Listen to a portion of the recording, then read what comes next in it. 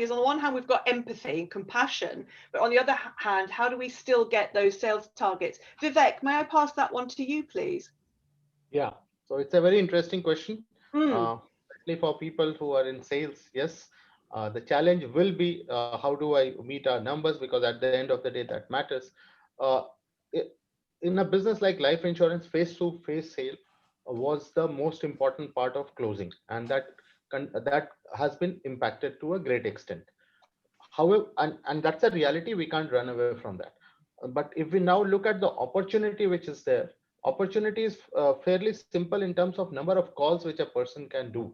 There was a study by McKinsey, and which they presented in one of the forums which I was attending, where they said that if in markets like Singapore, when a typical sales guy would be able to make 3 to 4 sales calls in a day because of the travel between meeting one customer and meeting the other, the efficiency has gone up to 10. Yeah. So, Fabulous. you will not be able to close with the same number of sales calls in past.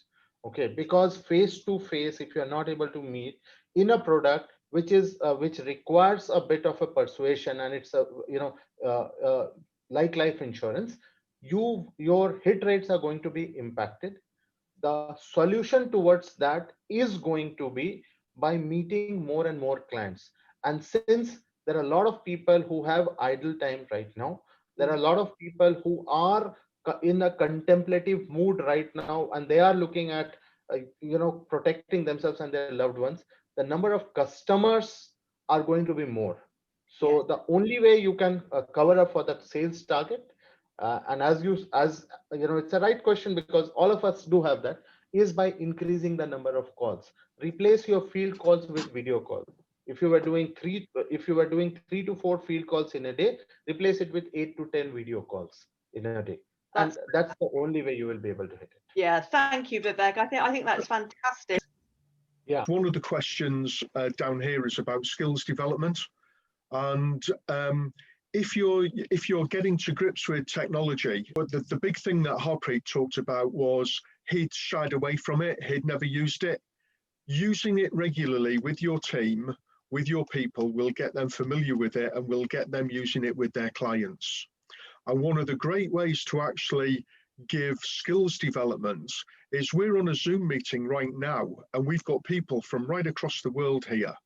If I was talking to a client right now, Vivek, as my boss, could be in that call and actually observing that call. And when that call's finished, he and I can have a conversation afterwards based on what he saw, what he heard, and how I dealt with the questions.